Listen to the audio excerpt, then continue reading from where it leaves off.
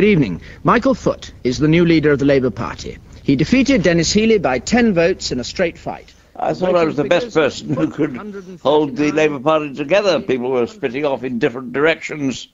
I may be quite wrong about that, but that's what I thought.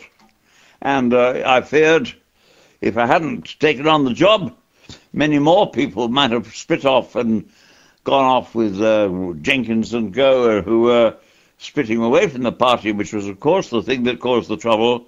I'm not saying that they were thinking of it at all, but if people like Denis Healey himself, Roy Hattersley, and John Smith, just to name but three, if they had left the Labour Party, then the Labour Party would have been destroyed. Elections are a struggle for power, battles if you like, and this one was at a time of the Prime Minister's choosing. She could have waited another year, but her choice seems to have paid off handsomely.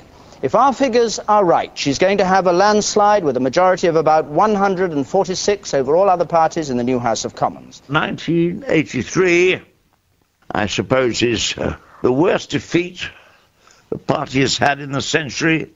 It was a deep blow for all of us, for me especially, but for the party as a whole. And many of my friends that are closest friends who were standing in that election also were defeated then, when that night of 1983. So it's been a triumph for Mrs Thatcher, a huge defeat for Labour, and a night of disappointment for the Alliance.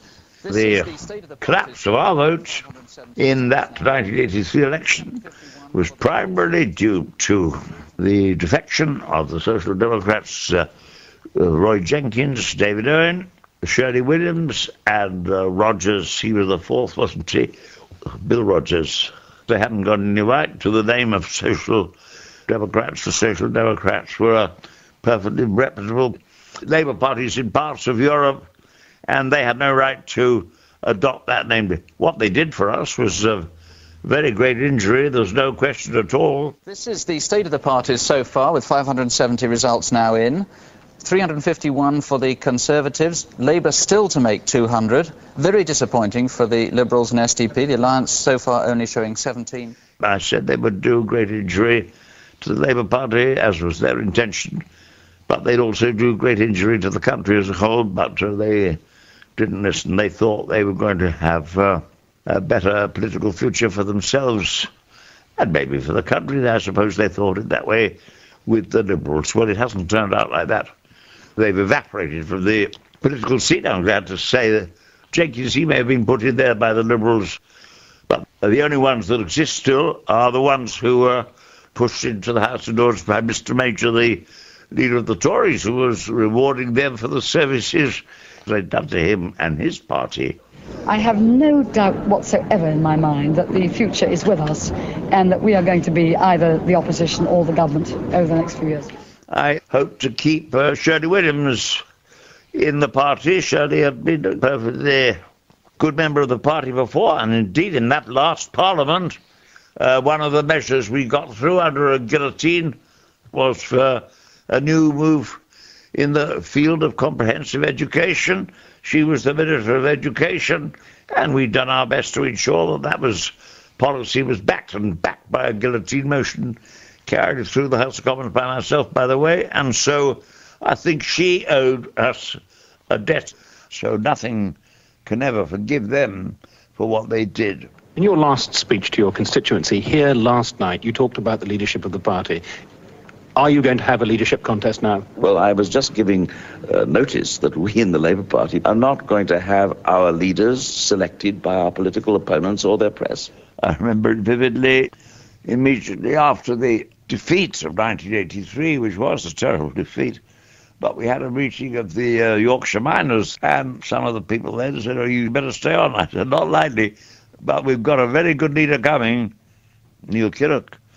He wasn't anointed or anything like that, but he was far and away the best person to hold the Labour Party together then. He was the best speaker in the country, in my opinion, describing what the Labour Party had done for people like himself and like his Denis, what they'd done in the fields of education, employment, and other fields too, and at the universities. He re-established the knowledge in the country of the Labour Party's achievements. Remember how you felt on a dreadful morning of June the 10th. Think to yourselves, June the 9th, 1983, never again will we experience that. He did it most spectacularly, of course, at the conference 2 or 3 years later when he dealt with the Liverpool affair, and I think he dealt with that magnificently too, because what they were doing in Liverpool was to distort what the Labour Party stood for in a way that was almost unimaginable. And you end in the grotesque chaos of a Labour council hiring taxis to scuttle round the city, handing out redundancy notices to its own workers. The courage with which he did it and the eloquence with which he did it, that restored the party to the situation where we had a chance of winning, which made it all the more disappointing when it didn't happen. I naturally feel a strong sense of disappointment, not for myself, but I feel dismay, sorrow for so many people in our country. I left the House of Commons in 1992. I wasn't sad about that at all, but I was very sad about the tragic disappointment, tragic for the Labour Party and the country, I think, about Neil Kinnock not winning the election. Many of us had thought in the campaign everything pointed to his becoming the next Prime Minister. That's what should have happened if there was any justice in the world, but I'm afraid that sometimes the British electorate can do some things that are very stupid indeed, and that was the worst example. He'd shown the two great virtues you need. He had political wisdom, but also courage along with it, to match it. And that's what should have made him the leader of the nation in that election. We have a government whose economic policy is in tatters, whose credibility is blown, whose incompetence has been exposed. John Smith, many qualities. He was a wonderful parliamentarian, a brilliant debater.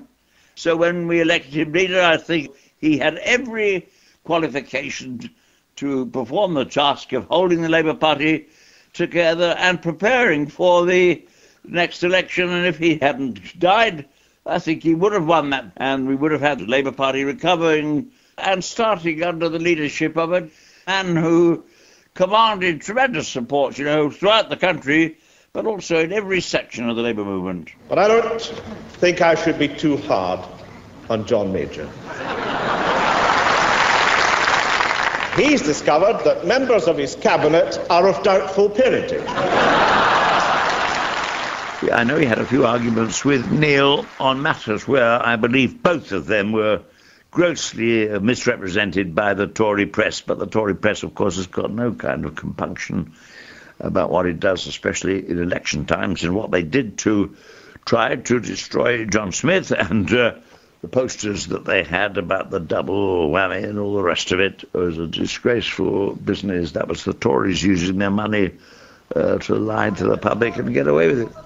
Blair, Anthony Charles Linton, 3,886. He's lost his deposit. I was leader of the Labour Party during a very awkward time. The Falklands War was on just at that time, but then we had a by-election down in Beaconsfield, one of the hottest Tory seats, of course, in the country. But I went down, as leaders of the party always did, I think, to by-elections, and I heard the candidate called Tony Blair.